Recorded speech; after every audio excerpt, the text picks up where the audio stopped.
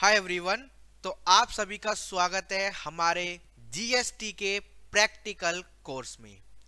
हम आज से स्टार्ट करने जा रहे हैं कि जो ये गुड्स एंड सर्विस टैक्स है, जो हमारा ये नया टैक्स आया है, मतलब हमारी गवर्नमेंट ने 1 जुलाई 2017 को इसको इंट्रोड्यूस किया था।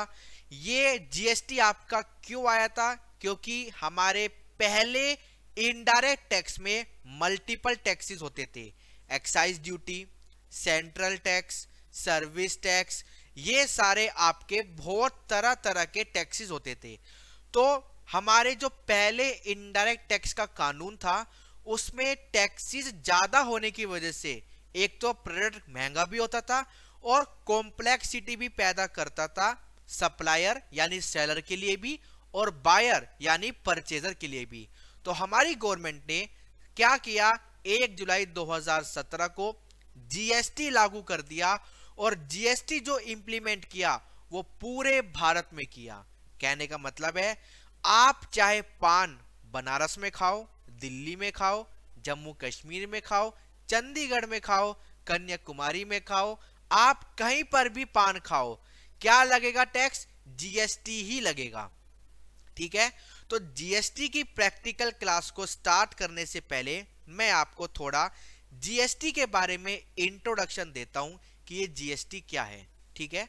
आप अपने नोट्स भी बना सकते हो और मेरे साथ साथ लिखना स्टार्ट करेंगे।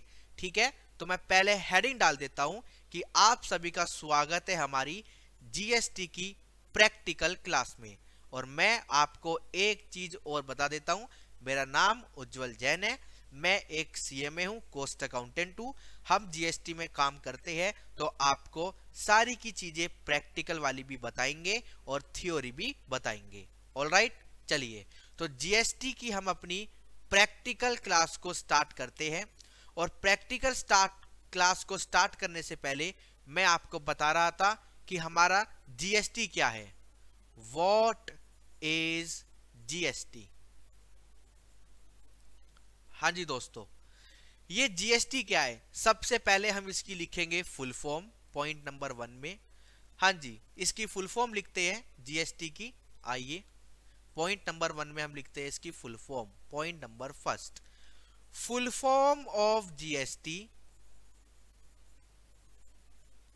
Full form of GST is goods and service tax. मतलब इस पेन पर भी जीएसटी लगेगा और जो मैं आपको अपनी क्लास सेल करूंगा, मतलब आपको अपनी सर्विस दूंगा, उस पर भी जीएसटी लगेगा। Goods and service tax. हाँ जी, फुल फॉर्म आपकी क्या है? The full form of GST is goods and service tax. ये आपका कब लागू हुआ था? जीएसटी implemented in India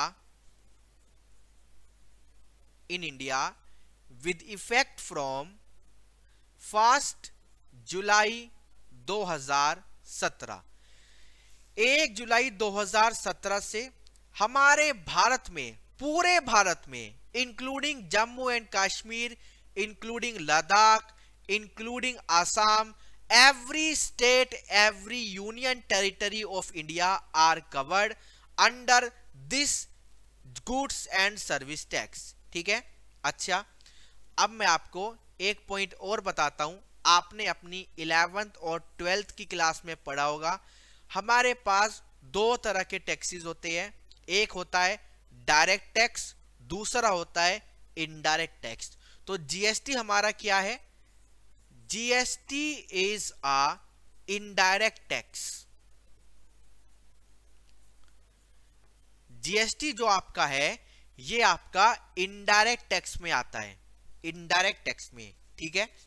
तो हमको सर ये बताओ कि डायरेक्ट टैक्स क्या होता है और इनडायरेक्ट टैक्स क्या होता है। तो आइए लिखेंगे, इनडायरेक्ट टैक्स मीन्स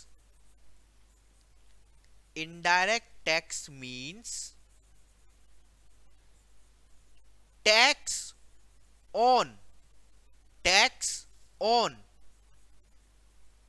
गुड्स या फिर हमारी सर्विसेज। मतलब अभी आपको मैं इससे अगले पॉइंट पर लेके चलता हूं। अगले पॉइंट में हम क्या लिखेंगे, direct tax. Direct tax means tax on income, जिसको हम क्या बोलते हैं, जिसको हम बोलते हैं इनकम टैक्स, जिसको हम बोलते हैं इनकम टैक्स। अब दोनों में डिफरेंस क्या है, देखो जो आपका डायरेक्ट टैक्स है वो आपकी इनकम पे लगता है। अगर आपकी इनकम है तो ही डायरेक्ट टैक्स लगेगा, वरना नहीं लगेगा। ये इनडायरेक्ट टैक्स क्या होता है, ये लगता है आपकी सेल पर, आपकी मैन्युफैक्चरिंग पर, आपकी सर्विस प्रोवाइडिंग पर। मतलब ये जो इनडायरेक्ट टैक्स है ये कहता है हमें इनकम से फर्क नहीं पड़ता। आपने पूरे साल सेल करी, एग्जांपल लेते हैं, आपने पूरे साल सेल करी, sale during the year 1 crore रुपए की, ठीक है। आप कहते हो मेरी पूरे साल की इनकम कितनी है, मेरे पूरे साल की इनकम है 0। तो हम कहते हैं कि आपके ऊपर डायरेक्ट टैक्स तो नहीं लगेगा, आपके ऊपर डायरेक्ट टैक्स नहीं लगेगा क्योंकि आपकी इनकम ही नहीं है। बट आपने सेल तो करी है ना, हमें आपकी इनकम से मतलब नहीं है। इनडायरेक्ट टैक्स कहता है हमें आपकी इनकम से मतलब नहीं है, हम तो आपके ऊपर इनडायरेक्ट टैक्स लगाकर मानेंगे ही मानेंगे, ठीक है। इनडायरेक्ट टैक्स आपके ऊपर लगेगा ही लगेगा, ठीक है। अब आपने पढ़ा होगा custom. Custom also is part of indirect tax. Custom duty also part of indirect tax. जो आपके ये कस्टम ड्यूटी लगती है जब आप अपनी किसी विदेश कंपनी से प्रोडक्ट मंगाते हो या प्रोडक्ट भेजते हो, तो उस पे क्या लगती है, कस्टम ड्यूटी लगती है। तो वो भी आपकी इनडायरेक्ट टैक्स का पार्ट है। अब मैं आपको एक चीज बताना चाहता हूं कि अभी भी कुछ ऐसे प्रोडक्ट है जिन पर जीएसटी नहीं लगता। उन पे क्या लगता है, पुराने वाला ही एक्साइज लगता है, पुराने वाले ही इनडायरेक्ट टैक्स लगते हैं। वे कुछ प्रोडक्ट क्या है, जैसे आपके पेट्रोलियम और पेट्रोलियम से बनने वाले प्रोडक्ट, आपका टोबैको, ठीक है, आपका एविएशन टरबाइन फ्यूल, जो एयरप्लेन में आपका ऑयल यूज होता है, एयर मतलब एरोप्लेन का पेट्रोल अलग होता है, उस पेट्रोल पर भी जीएसटी नहीं है, ठीक है। तो ऐसे कुछ प्रोडक्ट्स और भी है जिन पर आज के समय में भी जीएसटी नहीं लगता है, उन पे पहले वाला ही टैक्स लगता है, ठीक है। ऑल राइट, अब जीएसटी का थोड़ा सा इंट्रोडक्शन तो हमें पता लग गया है, बट ये तो थ्योरी है। अगर आपको पूरी थ्योरी कवर करनी है तो आपको किसी सीए, सीएमए, सीएस के प्रोफेशनल कोर्स में जाना पड़ेगा, या फिर आपको अलग से जीएसटी की क्लास लेनी पड़ेगी। उसमें सारे के सारे थ्योरी एस्पेक्ट्स कवर होते हैं। बट जब मैं आपको कोई प्रैक्टिकल एस्पेक्ट बताऊंगा तो उसमें बताऊंगा कि उसकी थ्योरी क्या है, ठीक है। सबसे पहले मैं आपको गवर्नमेंट की वेबसाइट पर लेकर चलता हूं, जीएसटी की वेबसाइट पर लेकर चलता हूं। मेरे साथ साथ लिखेंगे, आप भी अपने लैपटॉप, कंप्यूटर, फोन्स पर टाइप कर सकते हैं और अपनी नोटबुक में लिखेंगे। हमें जाना है www.gst.gov.in,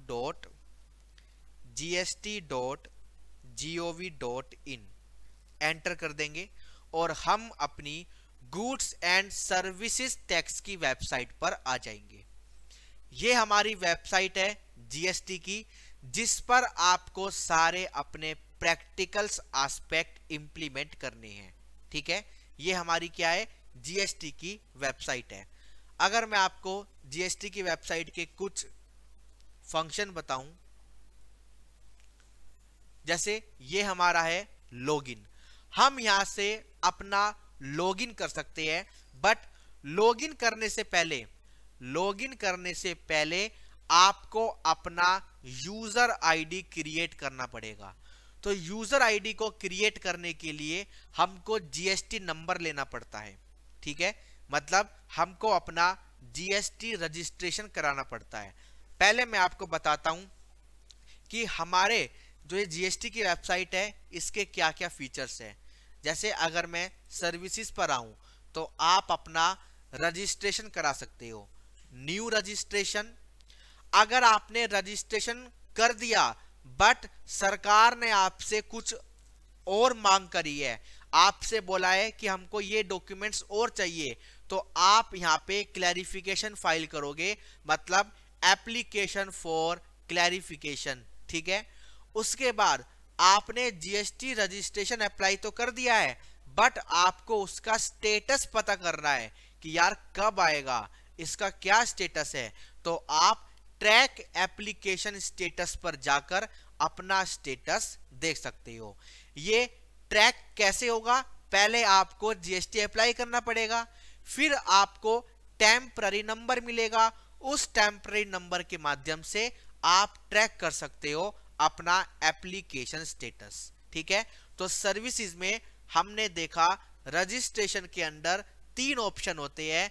न्यू रजिस्ट्रेशन मतलब आपको अपना रजिस्ट्रेशन करना है।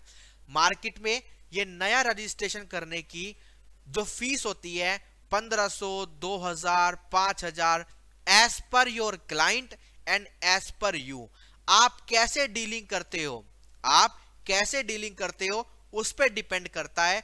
रजिस्ट्रेशन फ्री है, गवर्नमेंट कोई भी फीस नहीं लेती, बट अगर आपको रजिस्ट्रेशन करना आ गया और आपके पास कोई उठकर आया कि मेरे को जीएसटी नंबर लेना है, तो आप उससे 1000 रुपए, 1500 रुपए, 2000 रुपए, जैसे भी आपकी डील हो जाए वो पैसा चार्ज करके नया रजिस्ट्रेशन उनका कर सकते हो, ठीक है। अभी मैं आपको सिर्फ एक ब्रीफ दे रहा हूं। हमारी जो पहली स्टेप होगा, हम पहले स्टेप में यही देखेंगे कि रजिस्ट्रेशन कैसे होता है, क्या प्रोसेस होती है रजिस्ट्रेशन को करने की, ठीक है। क्योंकि रजिस्ट्रेशन करोगे जब भी तो आप आगे के काम करोगे। पहला स्टेप यही है कि रजिस्ट्रेशन करना पड़ता है। अब अगर आपके पास कोई रजिस्टर्ड क्लाइंट आता है तो उसके पास लॉगिन आईडी पासवर्ड होता है, तो आप लॉगिन करके उसका काम कर सकते हो, उसकी जीएसटी फाइलिंग कर सकते हो, ठीक है। तो हमने सर्विसेज के अंदर रजिस्ट्रेशन में जो 3 टैब अवेलेबल है उनके बारे में डिस्कशन कर लिया है। अब हम चलते हैं पेमेंट वाले टैब पर। पेमेंट वाला टैब क्या कहता है, जैसे आपको जीएसटी की पेमेंट करनी है तो आपको चालान क्रिएट करना पड़ेगा। ये क्या होता है, आपने कभी बैंक में अगर आप गए हो, बैंक में कैश डिपॉजिट कराया हो, तो वो एक स्लिप फिल करवाता है, उसमें आपका account number, date, name, currency, 500 के कितने नोट है, 1000 के कितने नोट है, उन सब के बारे में एक आपसे इंफॉर्मेशन लेता है, एक आपका फॉर्म फिल कराता है, उसको भी हम क्या कहते हैं, चालान कहते हैं। तो ऐसे ही यहाँ पे आपको अपना चालान बनाना होता है, अपना जीएसटी नंबर डालना होता है, आपको ये डालना होता है कि टैक्स कितना है, टैक्सेबल वैल्यू कितनी है, टोटल वैल्यू कितनी है, किस रेट से टैक्स पे हो रहा है, ये सारी डिटेल आपको चालान में डालनी पड़ती है।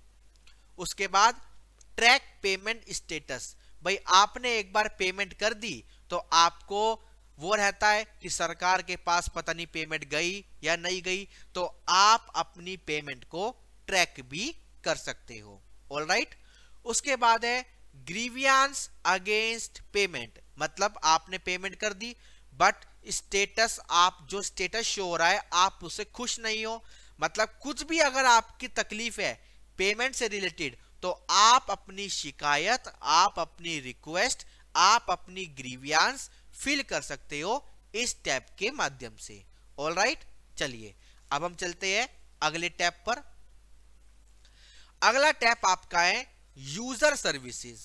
यूजर सर्विसेज में पहला ऑप्शन है सर्च HSN कोड। पहली बात, ये HSN कोड क्या होता है, देखो हमारे पूरे इंडिया में या हमारे पूरे वर्ल्ड में कितने प्रोडक्ट है, बहुत सारे प्रोडक्ट है। ये पेन, ये जैकेट, ये माइक, ये स्पेक्स, ये स्मार्ट बोर्ड, ये लाइटिंग, ये कंप्यूटर, ये camera, there are an number of products. तो सरकार इन प्रोडक्ट की ट्रैकिंग कैसे करेगी? यार ये तो मुश्किल हो जाएगा। भाई एक जैकेट है, वो ब्लैक कलर में भी है, वो लेदर में भी है, वो फर में भी है, उसमें कैप भी है, तो there are various category of a product. तो यार सरकार के लिए और हमारे लिए भी बड़ा मुश्किल हो जाएगा कि क्या प्रोडक्ट बिका, किसने खरीदा, किस उस प्रोडक्ट पे क्या रेट लगना चाहिए। तो सरकार ने क्या किया, सरकार ने एक कोडिंग स्कीम बना दी, मतलब कोड बना दिए, कोड बना दिए कि इस जैकेट का कोड होगा 1 2 3 4, और 1 2 3 4 कोड के जितने भी प्रोडक्ट है, मतलब एक कैटेगरी बना दी, एक सरकार ने कैटेगरी बना दी, सरकार ने एक कैटेगरी बना दी, ठीक है, 1 2 3 4, और बता दिया कि इस कैटेगरी में आपके ये सारे प्रोडक्ट कवर है, P1, P2, P3, P4, P5। अब होगा क्या, सरकार तो इस कैटेगरी को पकड़ेगी कि इस कैटेगरी पर हम 18% का टैक्स रेट लगाएंगे, 18% जीएसटी लगाएंगे। तो इसका मतलब है कि इस कैटेगरी के अंदर जितने भी प्रोडक्ट है, P1 हो, P2 हो, P3 हो, P4 हो या P5 हो, उन सब पर कितना टैक्स रेट लग जाएगा? 18% का टैक्स रेट उन सब पर इंप्लीमेंट हो जाएगा। ठीक है, अब सरकार रिलीफ हो गई। अब उनको यह देखने की जरूरत नहीं है कि जैकेट लेदर की है, जैकेट डेनिम की है, जैकेट ब्लैक है या जैकेट व्हाइट है। उनको अब ये बाइफर्केशन करने की जरूरत नहीं है। उन्होंने तो सिर्फ एक कैटेगरी बनाई, उस कैटेगरी में डाल दिया कि इसमें जैकेट भी आएगी, इसमें जीन्स भी आएगी, इसमें शर्ट भी आएगी। मतलब उन्होंने एक कपड़े की कैटेगरी बना दी और उस कैटेगरी पर बोल दिया कि हम जो टैक्स रेट लेंगे वो 18% लेंगे। कल को अगर मॉडिफिकेशन करना है जैकेट के रेट पर, तो जैकेट के रेट पर मॉडिफिकेशन नहीं करेगी, वो एचएसएन को पकड़ेगी और उस पर मॉडिफिकेशन कर देगी। ठीक है, अब हम अपने जीएसटी की वेबसाइट पे आते हैं। हम क्या देख रहे थे? Search HSN code. भाई जब आप अपना जीएसटी रजिस्ट्रेशन करोगे तो सरकार को बताओगे ना कि मैं किस प्रोडक्ट में डील करने जा रहा हूं या मैं किस सर्विसेज में डील करने जा रहा हूं। गुड्स के लिए होता है एचएसएन कोड और सर्विसेज के लिए हम बोलते हैं एसएसी कोड। मैं यहां पे लिख के बता देता हूं आपको, मैं आपको यहां पर लिख के बता देता हूं एक बार।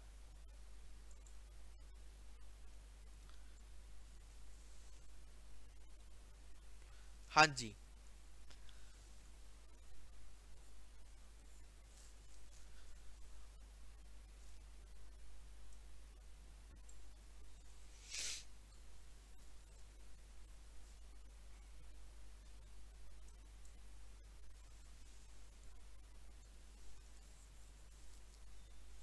ये नीचे नहीं हो रहा, कोई नहीं, मैं नया पेज ले लेता हूं।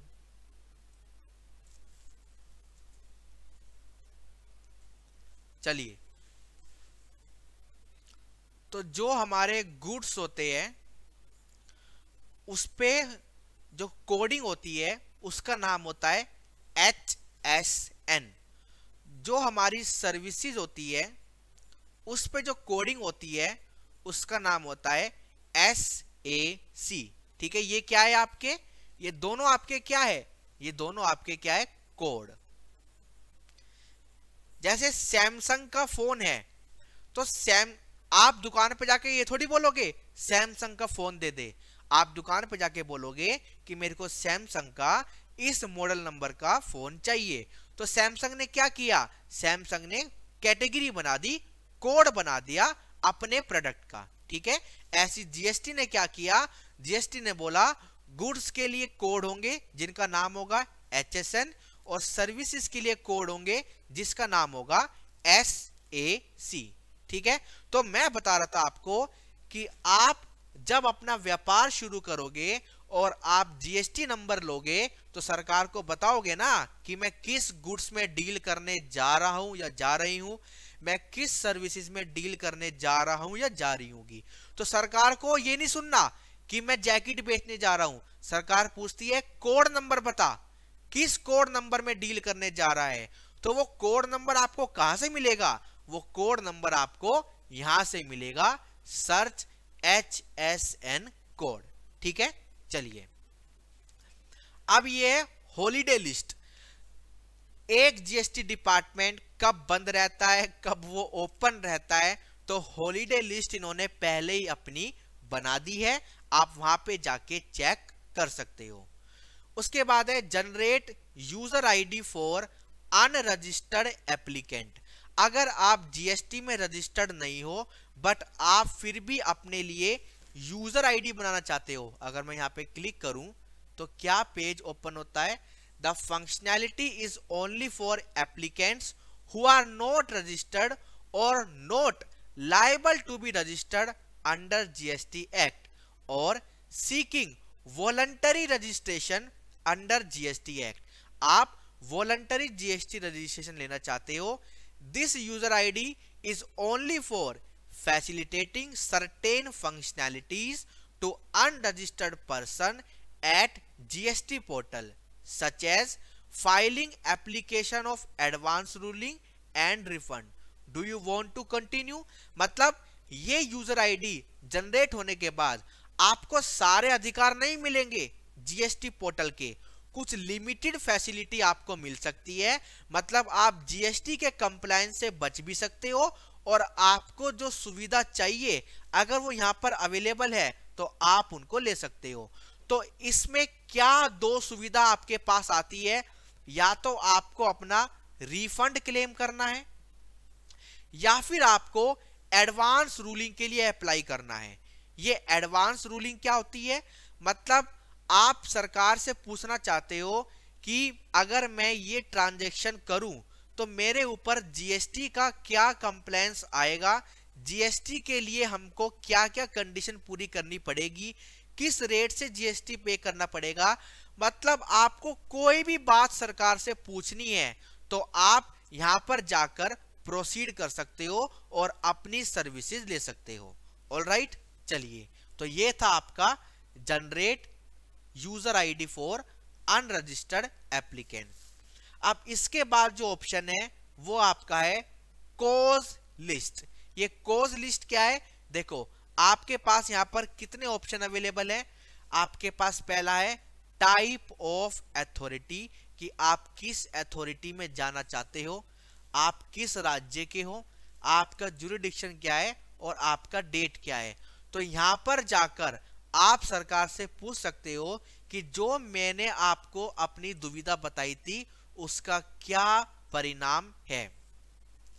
उसके बाद है advance ruling, search advance ruling. आइए देखते हैं कि इस टैब पर आपको क्या सुविधा उपलब्ध है। ये क्या मांग रहा है हमसे, यहाँ पे हेडिंग नहीं आ रही है, इसको एक बार रिफ्रेश अगर मैं करूं,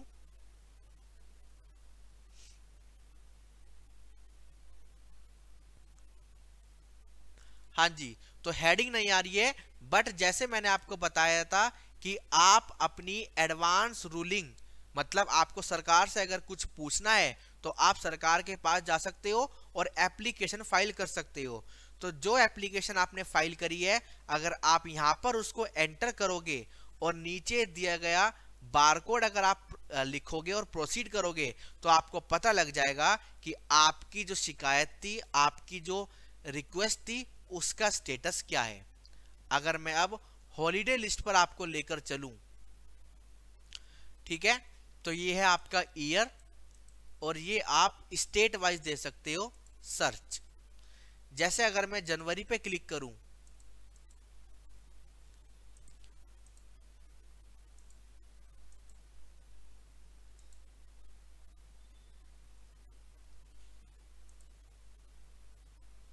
हाँ जी, तो आई थिंक दिल्ली की अगर बात करें हम या फिर हम ओवरऑल बात अंडमान एंड निकोबार की बात करें तो यहाँ पर लिखा होना चाहिए था कि जनवरी में कितनी छुट्टी होगी।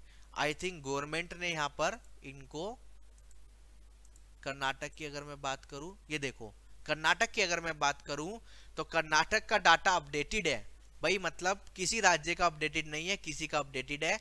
अगर मैं कर्नाटक की बात करूं और मैं जनवरी की बात करूं तो 14 तारीख को कर्नाटक के सारे जीएसटी दफ्तर बंद मिलेंगे आपको सेकंड सैटरडे की वजह से। 26 जनवरी को बंद मिलेंगे रिपब्लिक डे की वजह से, और 4 सैटरडे को बंद मिलेंगे आपके 28 तारीख को, जो कि आपकी कर्नाटक की डेटा है। ऐसी आपको सारी यहाँ पे गिवन है डाटा कि कब कब कर्नाटक का आपका जो जीएसटी डिपार्टमेंट है वो बंद रहेगा। ऑलराइट, चलिए अब हम चलते हैं आगे। लोकेट जीएसटी प्रैक्टिशनर, इस पे क्लिक करने की क्या आपको रिक्वायरमेंट है। आप जैसे जीएसटी ने हमें सुविधा दे रखी है कि आप है ना जीएसटी प्रैक्टिशनर बन सकते हो। तो आप अगर जीएसटी प्रैक्टिशनर हो और किसी को चेक करना है कि आप सच में जीएसटी प्रैक्टिशनर हो, तो आप यहाँ पे उनकी आईडी डालकर सर्च कर सकते हो। आप उनका नाम, एरिया डालकर भी सर्च कर सकते हो। मतलब जैसे enter name of GST practitioner, वो किस राज्य का है, किस डिस्ट्रिक्ट का है और किस पिन कोड का है। तो ये सारी डिटेल डालकर आप चेक कर सकते हो क्या वो सच में जीएसटी प्रैक्टिशनर है या नहीं है। ठीक है, जीएसटी प्रैक्टिशनर आप गवर्नमेंट से सर्टिफिकेट लेकर आप कानूनन अपना ऑफिस खोल सकते हो। और मैं तो कहता हूं जो प्रोफेशनल नहीं है, जो सीए सीएमए सीएस नहीं है या जो एडवोकेट नहीं है, उस सबको अपना जीएसटी प्रैक्टिशनर सर्टिफिकेट लेना चाहिए, जिससे वो अपने कॉलोनी में, अपने कहीं पर भी मार्केट में अपना ऑफिस खोल सकता है और बड़ा बड़ा लिख सकता है जीएसटी प्रैक्टिशनर। ठीक है, तो यहां पर आप जीएसटी प्रैक्टिशनर सर्च कर सकते हो। आइए उसके बाद आगे चलते हैं। यूजर सर्विस में है सर्च बीओई, इसके लिए आपको लॉगिन करना पड़ेगा। तो जब मैं लॉगिन करूंगा तो आपको बताऊंगा कि ये क्या होता है। अब हम चलते हैं आगे। हमने रजिस्ट्रेशन देख लिया, हमने पेमेंट देख ली, हमने यूजर सर्विस देख ली। अब हम आते हैं रिफंड पर। जैसे यूजर सर्विस में यहां पर था कि आप अपना रिफंड क्लेम कर सकते हो, चाहे आप अनरजिस्टर्ड क्यों ना हो। तो उस रिफंड का आप ट्रैक कर सकते हो कि क्या स्टेटस है। ठीक है, रिफंड यहाँ पे लिखोगे और जब आप एप्लीकेशन डालते हो तो आपको एक ARN नंबर मिलता है। उसको यहाँ पर फिल करने के बाद आप चेक कर सकते हो कि आपका जो रिफंड है उसका स्टेटस क्या है। अब अगर मैं आगे चलूं, ये है e-way bill system. E-way bill system पे अगर मैं क्लिक करूंगा तो ये आपको बताएगा कि ई-वे बिल सिस्टम क्या होता है, ई-वे बिल सिस्टम क्यों बनता है, ई-वे बिल सिस्टम कैसे बनता है। देखो, सबसे पहले यहां पर है movement of goods under GST. यहां पे लिंक है कि अगर आपको ई-वे बिल जनरेट करना है तो ये आपको ई-वे बिल की वेबसाइट पर ले जाएगा। ई-वे बिल की जो वेबसाइट है वो आपकी अलग है, जीएसटी पोर्टल पर ई-वे बिल नहीं बनता। अगर ये नहीं खुल रही तो मैं यहां पर मैनुअल टाइप कर सकता हूं, वैसे ये खुलेगी। मैं मैनुअल टाइप करता हूं www.eWaybill.gst, सॉरी क्या वेबसाइट है इनकी, ई-वे बिल। ये देखो, ये रहा। अगर मैं यहां पर जाऊं और ये वाला फर्स्ट वाला जो लिंक है मैं इसको ओपन करता हूं, या ये भी हो सकता है आज इनका कोई एरर चल रहा है।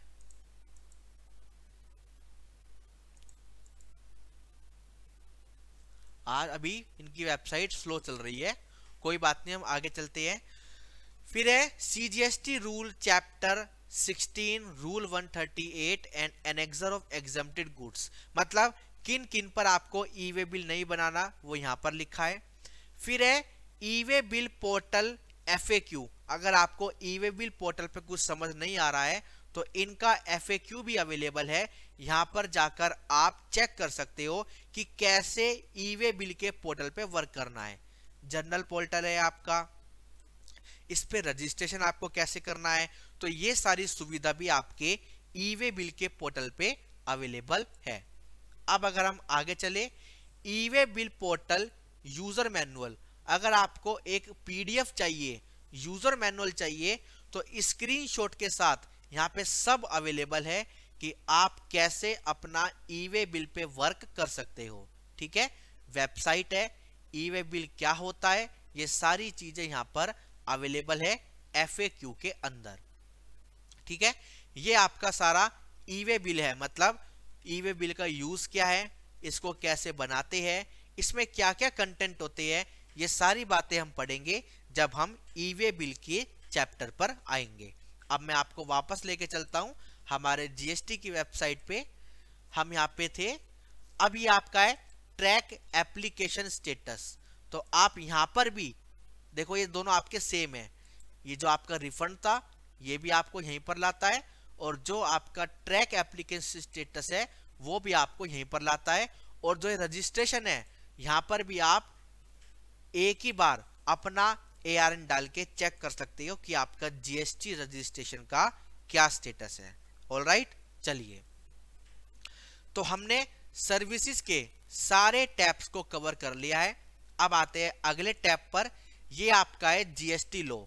ये आपका है बिल्कुल बेयर एक्ट, मतलब गवर्नमेंट के द्वारा जो इशू किया गया बेयर एक्ट है वो आपका यहाँ पर अवेलेबल है। ठीक है, अगर आपको पढ़ना हो तो आप पढ़ सकते हो।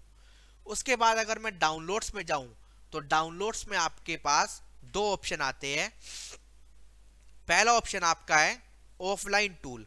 अगर आप GST ऑनलाइन फाइल नहीं करना चाहते तो आप क्या कर सकते हो, मतलब टूल होता है एक, जैसे अगर मैं GST को ऑनलाइन फाइल करूं तो क्या करूंगा, लॉगिन करूंगा, अपनी सेल की डिटेल डालूंगा, अपनी परचेज की डिटेल डालूंगा, और मेरा आउटपुट टैक्स निकल के आ जाएगा, मेरे को कितना पे करना है।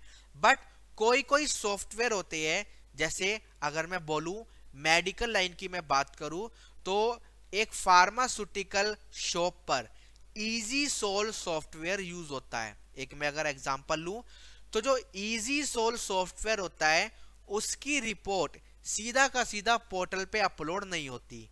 तो उसके लिए हमें क्या करना होता है, GST टूल में पहले वो एक्सेल डालनी पड़ती है, फिर उससे हम जेसन क्रिएट करते हैं और वो जेसन हमारी अपलोड होती है, और फिर उसके बाद हम अपना GST फाइल कर सकते हैं।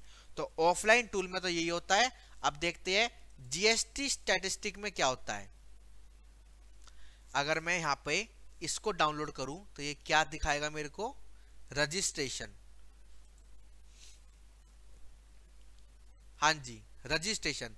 तो ये हमको डाटा दे रहा है कि देखो जम्मू कश्मीर में जो नॉर्मल टैक्स पेयर है वो है 1,15,683, कंपोजिट वाले है 8,336, इनपुट सर्विस डिस्ट्रीब्यूटर है 10, कैजुअल टैक्स पेयर है 8, TCS वाले है 160, TDS वाले है 7317, नॉन रेजिडेंट टैक्स पेयर 0 है, OIDAR 0 है, और UIN होल्डर 0 है।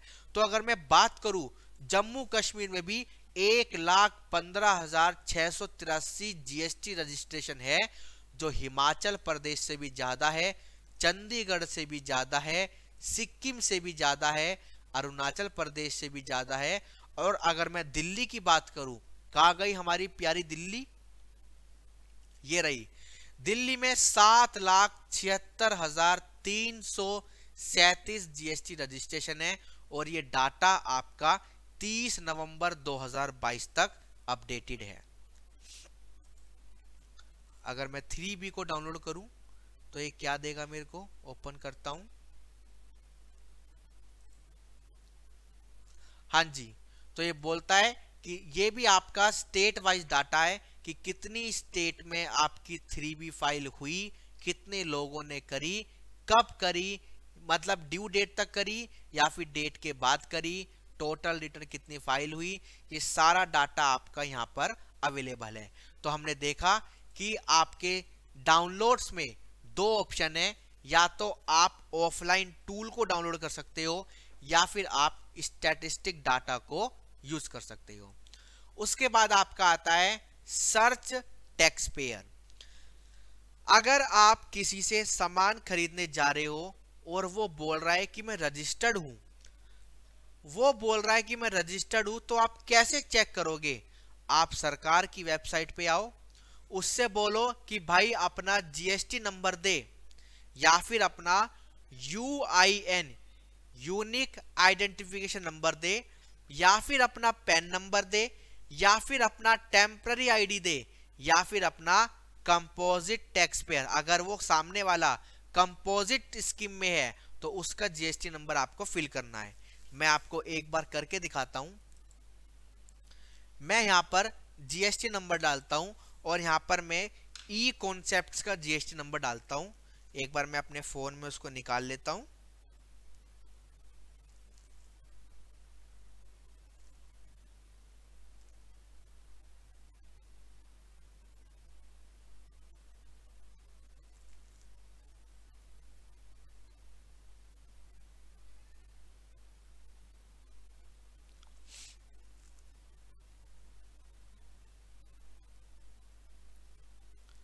एक सेकंड देंगे, मैं जीएसटी रजिस्ट्रेशन सर्टिफिकेट ओपन करने जा रहा हूं।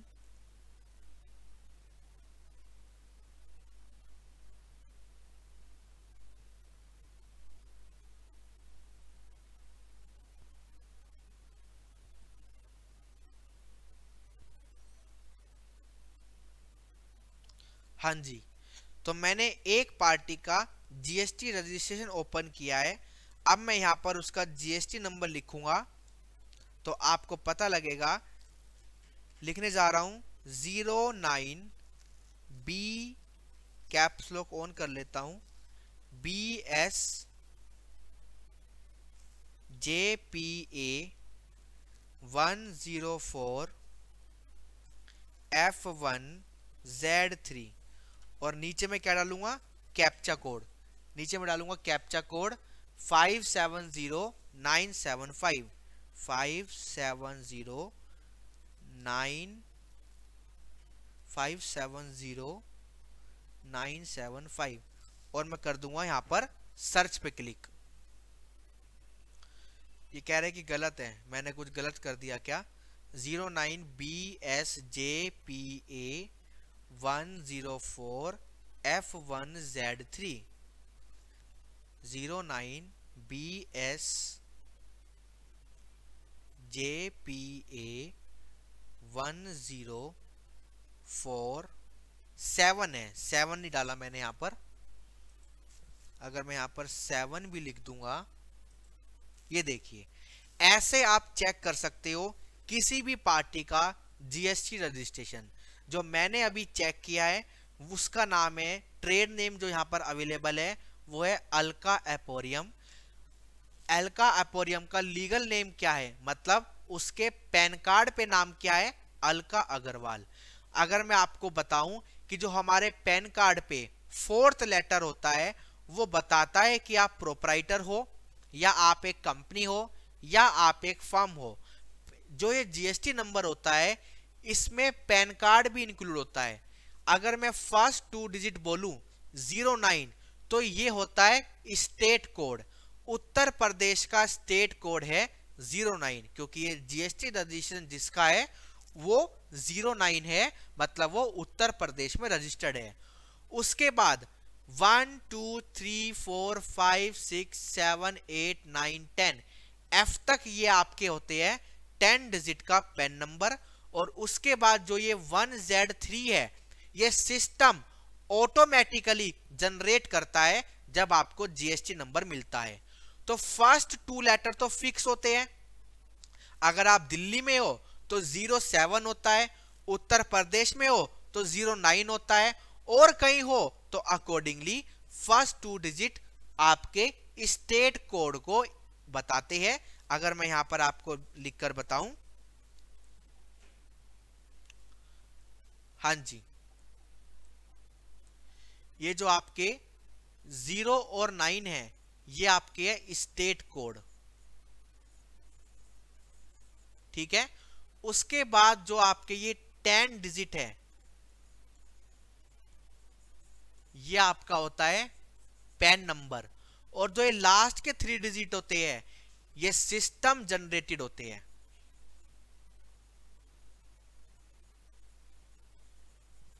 ये आपके सिस्टम जनरेटेड होते हैं, ठीक है।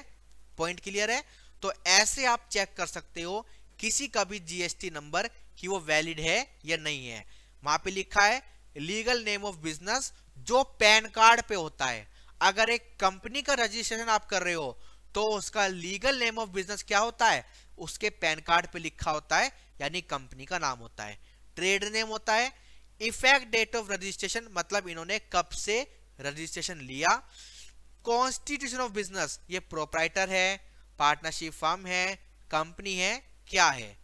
जीएसटी या फिर यूआईएन स्टेटस, एक्टिव है या सस्पेंडेड है।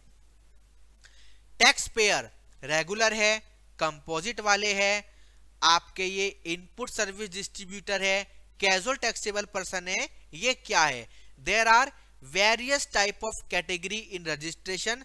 जब हम रजिस्ट्रेशन करना स्टार्ट करेंगे तो आपको बताएंगे। एडमिनिस्ट्रेटिव ऑफिस, मतलब इसका जो जुरिडिक्शनल एरिया है वो क्या पड़ेगा, तो मेरे केस में है मेरठ, ये मुरादाबाद का है तो इसका पड़ेगा मेरठ, क्योंकि मेरठ एक जिला है। अदर ऑफिस क्या है, state Uttar Pradesh, zone Moradabad, range Moradabad, sector Moradabad sector 2। जब हम रजिस्ट्रेशन करते हैं तो ये सारी डिटेल हमसे मांगी जाती है और हम इसको देते हैं। उसके बाद एक्चुअल एड्रेस क्या है वो हम यहां पर देखेंगे, जो आपके पास स्क्रीन पर है। अब सरकार ने एक स्कीम निकाली थी कि आपको आधार ऑथेंटिकेशन करना पड़ेगा, तो हमको चेक करना है क्या इनका आधार ऑथेंटिकेशन हुआ है। आपसे कोई भी पूछ सकता है कि भाई चेक करियो कि मेरा आधार ऑथेंटिकेशन हो रखा है या नहीं, तो आप ऐसे चेक कर सकते हो। उसके बाद है वेदर ई केवाईसी वेरीफाइड। किसी किसी केस में ई केवाईसी करना मैंडेटरी होता है, तो इनके ऊपर मैंडेटरी नहीं है, इसलिए इन्होंने नहीं करा। फिर है एक पैन कार्ड पे अगर आप 2 नाम लेना चाहते हो, ये फंक्शनैलिटी नहीं आई है। सरकार ने बोला है कि तू 2 फर्म मत बना, तेरे को अगर 2 नाम पे बिजनेस करना है तो आप एडिशनल नेम अपना रजिस्ट्रेशन करते वक्त एंटर कर सकते हो, या फिर रजिस्टर्ड होने के बाद मॉडिफिकेशन कर सकते हो। और अगर इस जीएसटी नंबर पर एक से ज्यादा ट्रेड नेम है तो वो आप यहां पर जाके चेक कर सकते हो। यहां इस केस में नहीं है तो मैं यहां पर ओके लिख दूंगा।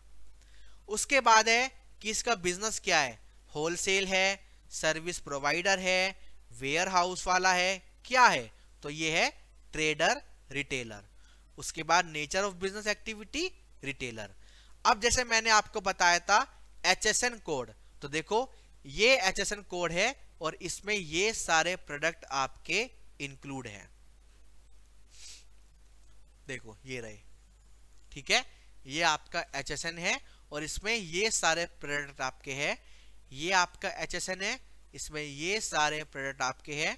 ये आपका एचएसएन है, इसमें ये सारे प्रोडक्ट इंक्लूड है। ये है तो ये इंक्लूड है, ये है तो ये इंक्लूड है। इसका रजिस्ट्रेशन मैंने ही किया था तो ये सारे कोड मैंने ही डाले थे।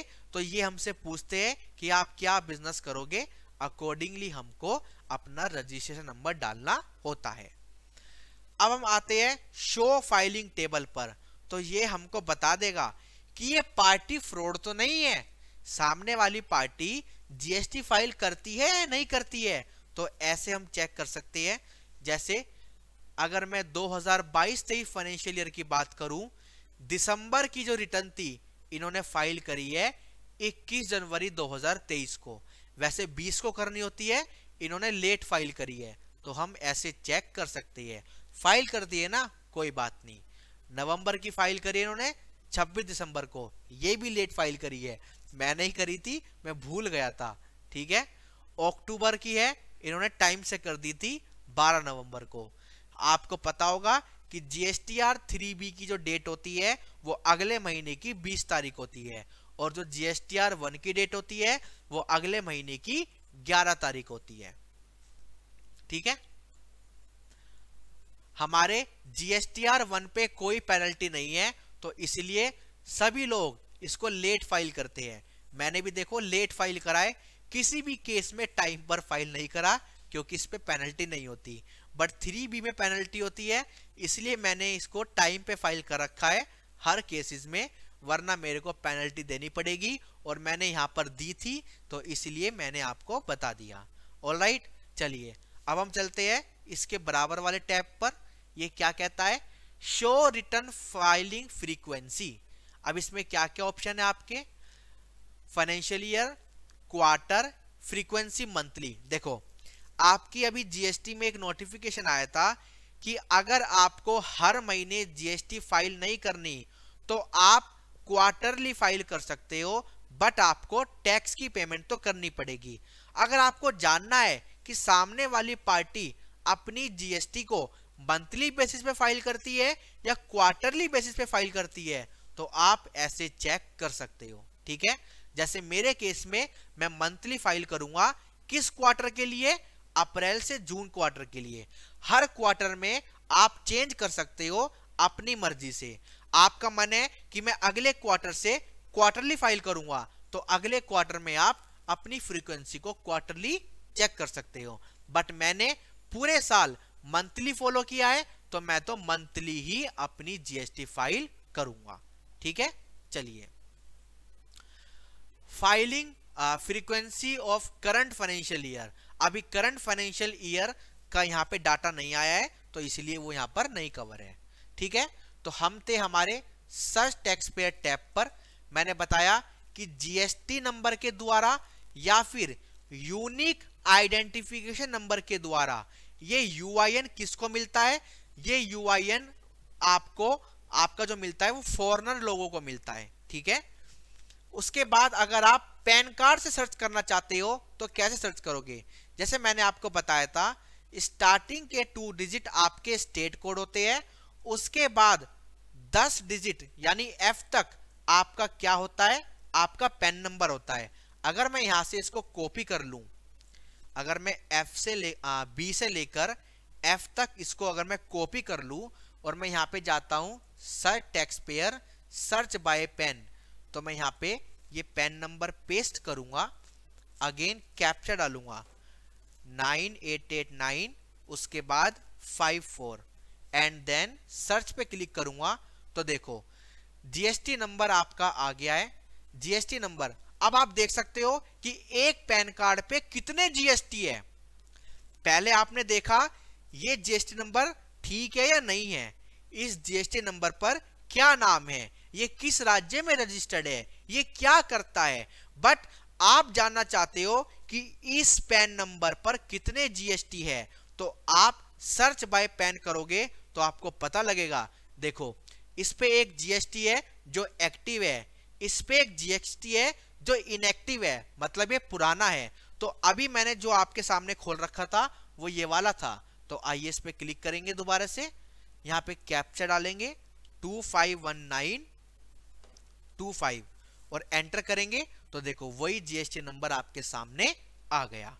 तो आप टैक्स पेयर को बाय जीएसटी नंबर भी चेक कर सकते हो, बाय पैन भी चेक कर सकते हो, और अगर टेम्पररी आईडी है तो आप उसके माध्यम से भी चेक कर सकते हो। ठीक है, उसके बाद जो जीएसटी पार्टी आपकी कंपोजिशन स्कीम में है उससे भी आप चेक कर सकते हो। आपको यहां पे लिखना पड़ेगा ऑप्ट इन, फिर आपको यहां पे डालना पड़ेगा जीएसटी नंबर, फिर यहां पे आपको डालना पड़ेगा उसका कैप्चा कोड, और आपको पता लग जाएगा कि वो कंपोजिशन स्कीम में है या फिर नहीं है। ऑलराइट, ये कंपोजिशन स्कीम क्या होती है ये भी हम आपको आगे चल के बताएंगे। आज की क्लास में सिर्फ हम पोर्टल के बारे में देख रहे हैं कि ये पोर्टल क्या कहता है। ठीक है, ये चारों टैब भी मैंने आपको बता दिए। उसके बाद है help and tax payer facilities. अब अगर आपको कुछ हेल्प चाहिए तो यहाँ पर वीडियोस है, सिस्टम रिक्वायरमेंट है, यहाँ पे बहुत सारी फैसिलिटीज है जिनको आप यूज कर सकते हो। उसके बाद है ई इनवॉइस। ई इनवॉइस सरकार ने ई इनवॉइस कंपलसरी कर दिया कुछ लोगों के लिए, तो उनको अपना ई इनवॉइस बनाना पड़ेगा। तो ई इनवॉइस बनाने की वेबसाइट है, आपको यहां पर लॉगिन करना पड़ेगा। लॉगिन करने से पहले आपको अपना लॉगिन बनाना पड़ेगा, मतलब जीएसटी रजिस्ट्रेशन लेना पड़ेगा, और उसके बाद आप यहां पर लॉगिन कर सकते हो और अपना ई इनवॉइस बना सकते हो। कैसे बनाएंगे वो भी हम धीरे धीरे देखेंगे। अब मैं अगर जीएसटी के होम पेज पे आऊं तो सारे के सारे मैंने आपको टूल बता दिए हैं। अगर मैं नीचे आऊं तो यहां पर जो ये सेक्शन है, ये टाइम टाइम पर आपको क्या देता है, नोटिफिकेशन देता है अगर सरकार ने कोई नया इशू किया। यहां पर है कि मैं कैसे कंपोजिशन स्कीम ले सकता हूं, मैं कैसे वॉलंटरी पेमेंट कर सकता हूं, मैं कैसे ऑफलाइन टूल को यूज कर सकता हूं, मैं कैसे अपील फाइल कर सकता हूं, मैं कैसे रिफंड फाइल कर सकता हूं, मैं जीएसटी में कैसे रजिस्टर्ड हो सकता हूं। ये सारे यहां पर कुछ पॉपुलर टॉपिक्स अवेलेबल है जिनको आप यूज करके अपना काम कर सकते हो। उसके बाद है YouTube लिंक भी अवेलेबल है, अगर आप कुछ YouTube से देखना चाहते हो तो वो भी अवेलेबल है और इनका नंबर भी अवेलेबल है। अब मैं अगर आगे चलूं तो यहां से भी आप अपना जीएसटी रजिस्ट्रेशन कर सकते हो, रजिस्टर्ड नाउ पे क्लिक कर सकते हो। अगर आपको अपना जीएसटी प्रैक्टिशनर सर्टिफिकेट लेना है तो यहां पे क्लिक करके आप अपनी एप्लीकेशन फाइल कर सकते हो। उसके बाद हमारे पास यहां पर ड्यू डेट है कि भाई 3B की ड्यू डेट क्या है, 1 की डेट क्या है, क्वार्टरली वालों के लिए 1 की डेट क्या है, जीएसटीआर 3B क्वार्टरली वालों के लिए क्या है, जिन्होंने आईएफएफ को ऑप्ट किया है उनके लिए क्या है, कुछ भी नहीं है। CMP 08 जो कंपोजिशन वालों के लिए होता है उनके लिए ड्यू डेट क्या है, ठीक है। जीएसटीआर 5 की ड्यू डेट क्या है, 6 की ड्यू डेट क्या है, 8 की ड्यू डेट क्या है, 5A की ड्यू डेट क्या है, 7 की ड्यू डेट क्या है और रिफंड की ड्यू डेट क्या है, ठीक है। उसके बाद हमारे नीचे और भी लिंक्स है, यूजफुल लिंक्स है जिनके बारे में आप अपनी वर्किंग कर सकते हो। जैसे जीएसटी काउंसिल में कौन होता है, जीएसटी की history, website policy, terms and condition, hyperlink policy, disclaimer, central board of indirect tax और कस्टम की वेबसाइट पर अगर आपको जाना है, स्टेट टैक्स की वेबसाइट पे जाना है, नेशनल पोर्टल पे आपको जाना है, help and tax payer facility आपको देखना है कि सिस्टम रिक्वायरमेंट क्या है इस वेबसाइट को यूज करने की, GST knowledge portal, GST media, site map, grievance nodal officer, free accounting and billing services भी यहाँ पर है, जीएसटी सुविधा प्रोवाइडर, और यहाँ पे इनके हेल्प डेस्क नंबर कवर है। इसको देखते ही ये क्या है, अकाउंटिंग एंड बिलिंग सॉफ्टवेयर, अरे वाह ये तो बहुत अच्छा है। पार्टनर लॉगिन, यहां पर भी लॉगिन करना पड़ेगा आप, तभी आप इसको अंदर इसके जा सकते हो, ठीक है। तो हमने क्या देखा आज की क्लास में, हमने आज की क्लास में एक जीएसटी जो है, ये हमारा जो जीएसटी की वेबसाइट है, इस पर क्या क्या फंक्शनैलिटी अवेलेबल है, इसके क्या क्या फीचर्स है बिफोर लॉगिन, लॉगिन करने के बाद इसमें और भी फीचर्स अवेलेबल है, लॉगिन करने के बाद इसमें आपके और भी फीचर्स अवेलेबल है। बट हमने अभी देखा कि अगर कोई विदाउट लॉगिन यहाँ पे काम कर रहा है तो उसके पास क्या क्या फीचर्स अवेलेबल है। देखो जीएसटी को स्टार्ट करने से पहले सबसे पहला स्टेप क्या आता है कि आपको उसका रजिस्ट्रेशन करवाना पड़ेगा, जीएसटी के अंदर रजिस्ट्रेशन करवाना पड़ेगा। रजिस्ट्रेशन की क्या प्रोसेस होती है वो मैं आपको बताऊंगा, बट एक बार आपको उस पेज पर लेकर चलता हूं, रजिस्ट्रेशन, न्यू रजिस्ट्रेशन, ये देखो ये आपका है रजिस्ट्रेशन का पेज। अगर आप नया रजिस्ट्रेशन कर रहे हो तो आपको न्यू रजिस्ट्रेशन पे क्लिक करना है।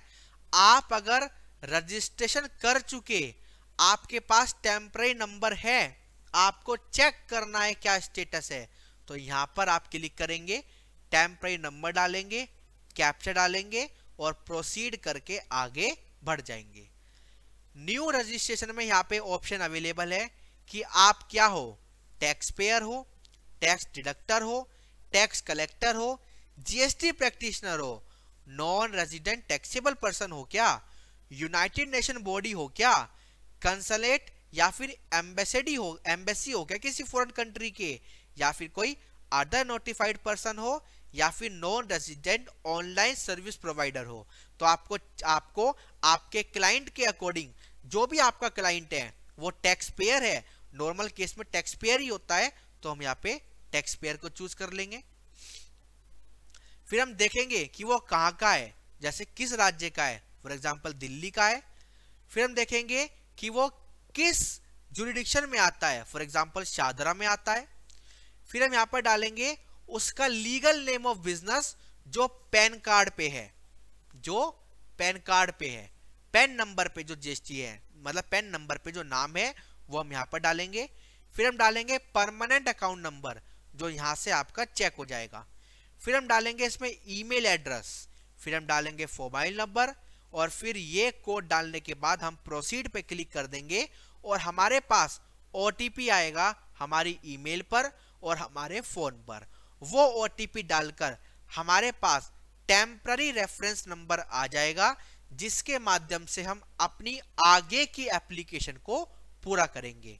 जब आप प्रोसीड कर लोगे, ओटीपी डाल दोगे, तो आपके पास एक टेम्पररी नंबर आ जाएगा। फिर आप यहां पर आओगे, मतलब आप दोबारा से सर्विस रजिस्ट्रेशन पे जाओगे, न्यू रजिस्ट्रेशन पे आओगे, यहाँ पे टेम्पररी रेफरेंस नंबर पे डालोगे, यहाँ पे अपना टेम्पररी रेफरेंस नंबर डालोगे, कैप्चा डालोगे और प्रोसीड पे क्लिक करोगे, तो ये आपको आगे की एप्लीकेशन पर लेकर जाएगा। आपको फिर अपना वहां पे नाम, पता, क्या बिजनेस करोगे, फोटो अपलोड करनी पड़ेगी, सिग्नेचर अपलोड करने पड़ेंगे, आप किस बिजनेस में डील करोगे वो डालना पड़ेगा, आपकी दुकान किराए की है तो रेंट एग्रीमेंट डालना पड़ेगा, आधार कार्ड, पैन कार्ड अपलोड करना पड़ेगा, बिजली का बिल अपलोड करना पड़ेगा, जो भी रिक्वायरमेंट्स है वो सारी आपको पूरी करनी पड़ेगी, जिसके बाद आपके हाथ में आपका जीएसटी रजिस्ट्रेशन आ जाएगा। ऑलराइट, पॉइंट क्लियर है? तो आई होप आपको जीएसटी की वेबसाइट समझ आई होगी कि जीएसटी की वेबसाइट पर क्या क्या चीजें हैं, कैसे आपको पूरी करनी है। और हम पहली क्लास में एक ब्रीफ इंट्रोडक्शन पूरा कर चुके हैं। अगली क्लास में हमारे टॉपिक स्टार्ट हो जाएंगे और पहला टॉपिक आपका क्या होगा, जीएसटी रजिस्ट्रेशन कैसे करते हैं। ऑलराइट, पॉइंट क्लियर है? तो हमारे साथ जुड़े रहे। जीएसटी कोर्स ये आपके लिए बना है, प्रैक्टिकल एस्पेक्ट को पूरा करने के लिए बना है, तो इस पर आप अच्छे से पढ़े, अच्छे से समझे और अपनी प्रैक्टिस को मजबूत करें, क्लाइंट का काम करें और खूब पैसे कमाएं। ऑलराइट, चलिए इसी के साथ आज की क्लास यहीं पर खत्म होती है। Thank you so much, bye bye.